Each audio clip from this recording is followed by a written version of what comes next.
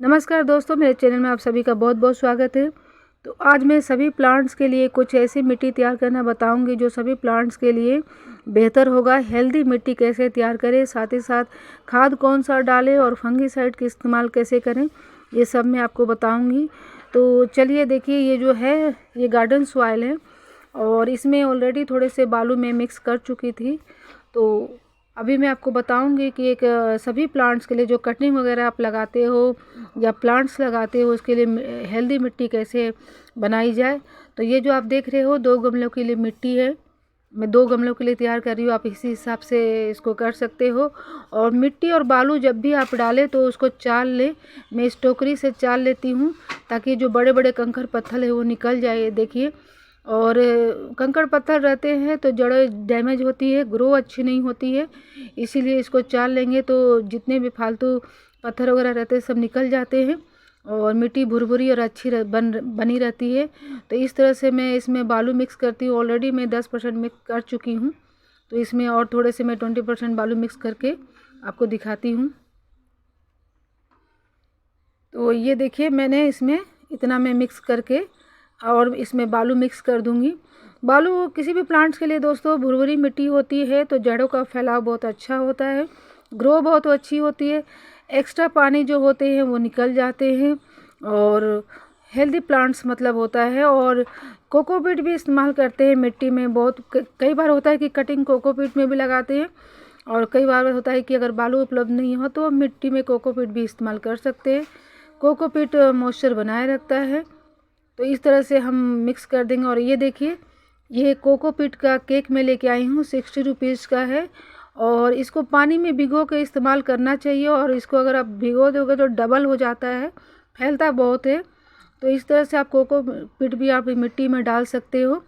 अगर चाहो तो आप मिट्टी में बालू के साथ कोकोपीट भी आप डाल सकते हो, बहुत ही अच्छा मिट्टी बेहतर बन जाएगा, बेहतर से बेहतर जैसे मिट्टी तैयार हो जाती है। तो थोड़ा सा मैं इसमें पाउडर बना के डाल दी हूँ कोकोपीट भी। और कोकोपीट का जब भी डालें तो उसको भिगो के ही डालें। कोकोपीट का इस्तेमाल दोस्तों बीज और कटिंग के लिए भी इस्तेमाल किया जाता है।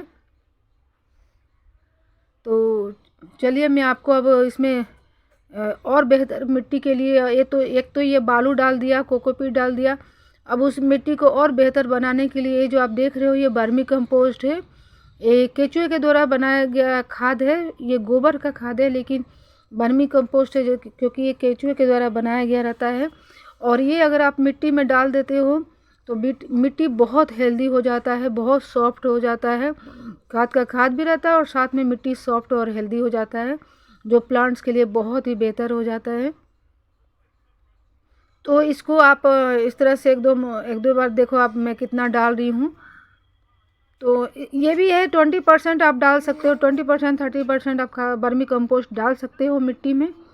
तो मैं अंदाजे से ही देखो डाल रही हूँ। और थोड़ा सा अधिक भी हो जाए तो कोई दिक्कत नहीं, ये केमिकल वाला नहीं है, सो आप थोड़ा अधिक भी डाल सकते हो। और ये सब मिक्स बना के सबको मिक्स करके अच्छी तरह से आप मिक्स कर दें ताकि सब अच्छे से मिक्स हो जाएं।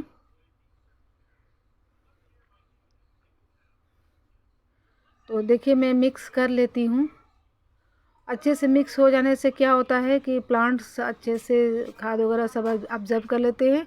और बीज और कटिंग के लिए कोकोपीट इस्तेमाल करते हैं। ये जो देख रहे हो ये सीडलिंग ट्रे है और सीडलिंग ट्रे में अक्सर बीज वगैरह उगाते हैं और कटिंग वगैरह उगाते हैं। और ये जो आप देख रहे हो ये पॉली बैग है, ये भी बहुत सस्ता आता है, 20 रुपये का 100 ग्राम हमको मिला।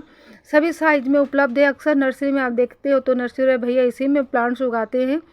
तो ये अगर जो छत पे जो गार्डनिंग करना चाहते हैं और छत पे भारी ना हो जाए गमले वगैरह तो थोड़ा सा घबराते तो उनके लिए बहुत अच्छा है। एक ग्रीन कलर का भी ग्रोइंग बैग आता है, आप उसमें भी लगा सकते हो गमले अगर नहीं लेना चाहते हो तो।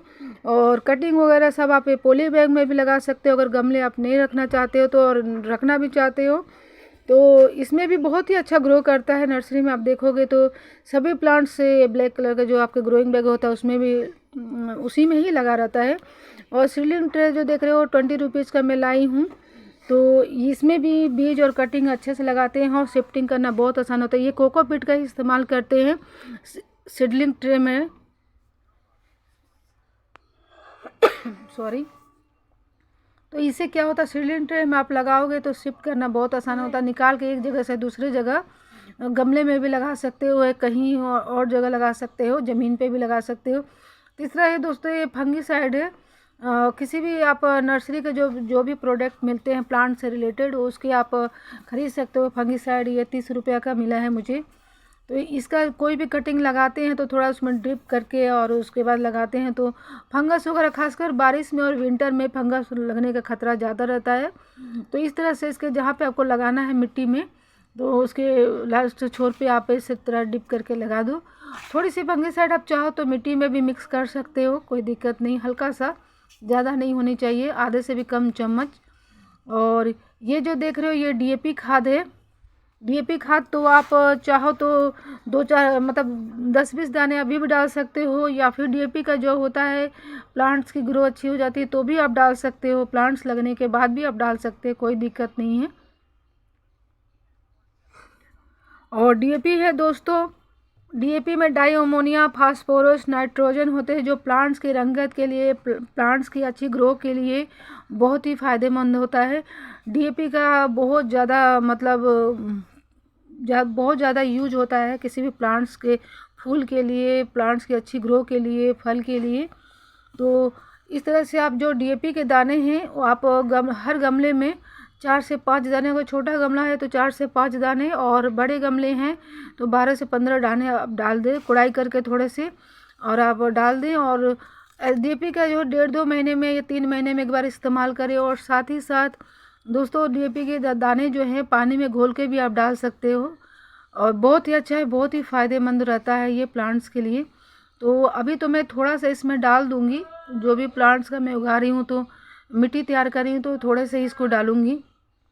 अगर आपका ऑप्शन है कि आप अभी डाल सकते हो या बाद में डाल सकते हो डीएपी के दाने, कोई दिक्कत नहीं, प्लांट्स लगाने के बाद भी आप डाल सकते हो।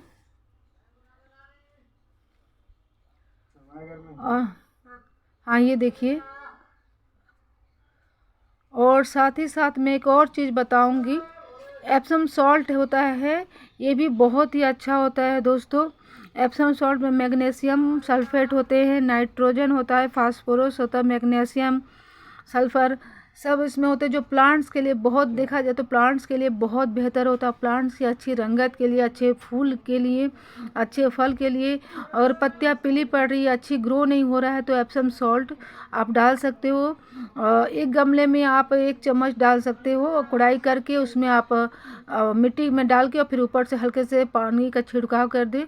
साथ ही साथ एप्सम सॉल्ट का यूज होता है दोस्तों वाटर स्प्रे में डाल के घोल के अच्छे से, और पत्तियों पे भी आप छिड़काव कर सकते हो, इससे पत्तियों की रंगत बहुत अच्छी होती है। तो 2 तरीके से आप इस्तेमाल कर सकते हो।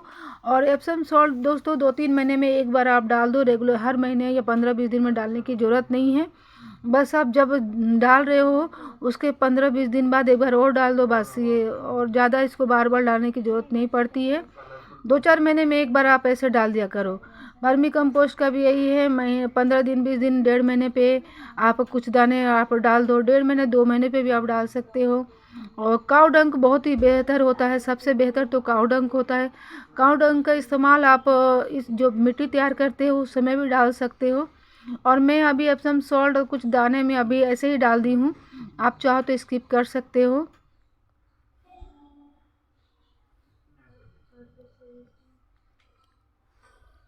तो इस तरह से आप देखो तो हेल्दी मिट्टी तैयार हो गई आपके लिए। अब इस मिट्टी में आप कोई भी प्लांट्स की कटिंग लगा सकते हो, प्लांट्स लगा सकते हो, और निश्चिंत हो कि आप इसको 1-1.5 महीना के बाद ही आप खाद, कोई भी खाद डाल सकते हो। और एक जो देख रहे हो दोस्तों, ये घर पे भी आप खाद बना सकते हो, जब प्लांट्स में ग्रो होने लगे तो कुछ पत्तियां आ जाए, कुछ अच्छे ग्रो होने लगे, फ्लावरिंग का टाइम आ जाए, तब ये आप डालो। ये कॉफ़ी और चाय पत्ती का है, मैंने 2 रुपये के जो कॉफ़ी का पाउच होता है उसको घोल के बनाया है, और चाय पत्ती का 1 दिन भिगो के फिर मैं छान के डालती हूँ। तो 1 बोतल है, इसमें 1 बोतल और पानी डाल के फिर मैं गमले में डालूँगी। तो उसी हिसाब से आप भी डाल सकते हो, 1-1 गिलास आप 1-1 गमले में आप डाल सकते हो, कोई दिक्कत नहीं, ज़्यादा नुकसान नहीं है, मतलब नुकसान नहीं करेगा। पत्तियों की रंगत के लिए, अच्छी कलरिंग के लिए, फूलों में अच्छे कलरिंग के लिए, अच्छी ग्रो के लिए भी इस्तेमाल किया जा सकता है। इसे घर पे आप बना सकते हो, नहीं बना सकते तो आप डीएपी के खाद और वर्मी कंपोस्ट आप डाल दो। सरसों की खली भी इस्तेमाल किया जाता है। सरसों की खली भी लिक्विड बना के आप डाल सकते हो या फिर पाउडर के बेस पे भी डाल सकते हो। तो इस तरह से आप मिट्टी तैयार करें दोस्तों, किसी भी प्लांट्स के लिए बहुत ही अच्छा ग्रो करेगा। और कोई सोचने की ज़रूरत नहीं कि कौन सी मिट्टी के लिए कौन से हम मिट्टी मतलब कौन से पौधे के लिए हम मिट्टी तैयार करें।